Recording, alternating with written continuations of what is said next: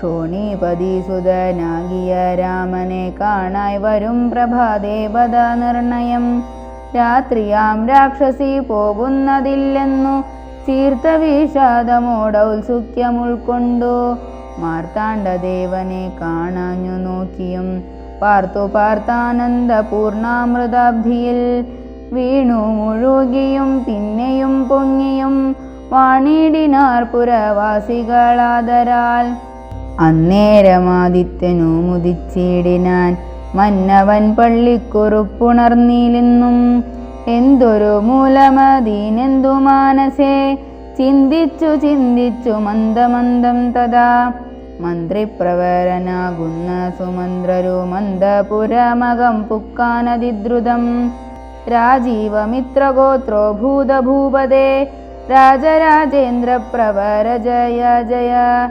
ഇത്തം നൃപനെ സ്തുതിച്ചു നമസ്കരിച്ചുത്ഥാനവും ചെയ്തു വന്ദിച്ചു നിന്നപ്പോൾ എത്രയും ഖിന്നനായി കണ്ണുനീറും വാർത്തു പൃഥ്വിയിൽ തന്നെ കിടക്കും നരേന്ദ്രനെ.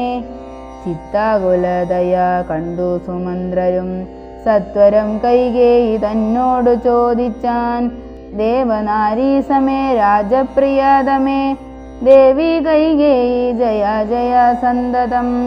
ഭൂലോകപാലൻ പ്രകൃതി പകരുവാൻ മൂലമെന്തൊന്നു മഹാരാജവല്ലഭേ ചൊല്ലുകെന്നോടെന്നു കേട്ടു കൈകേയും ചൊല്ലിനാളാശു സുമന്ത്രരോടന്നേരം.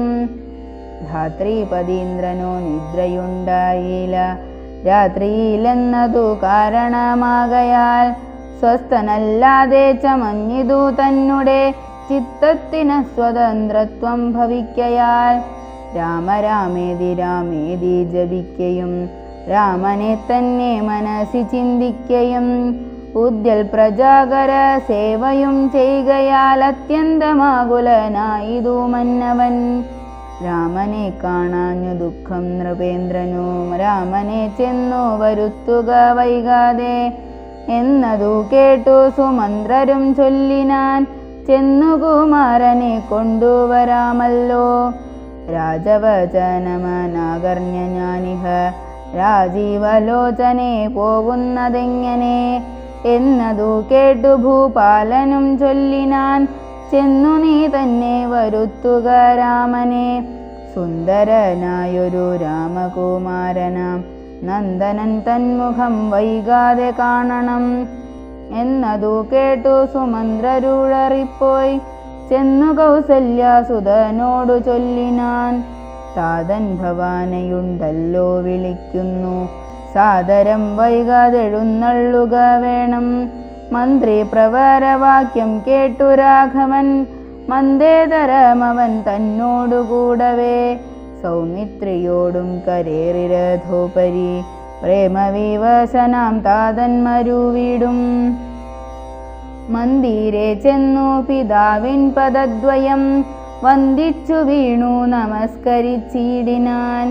രാമനെ ചെന്നെടുത്താലിംഗനം ചെയ്യുവാൻ ഭൂമിവനാശു സമുസ്ഥായ സംഭ്രമാൽ ബാഹുക്കൾ നീട്ടിയ നേരത്തു ദുഃഖേന മോഹിച്ചു ഭൂമിയിൽ വീണിതു ഭൂപനും.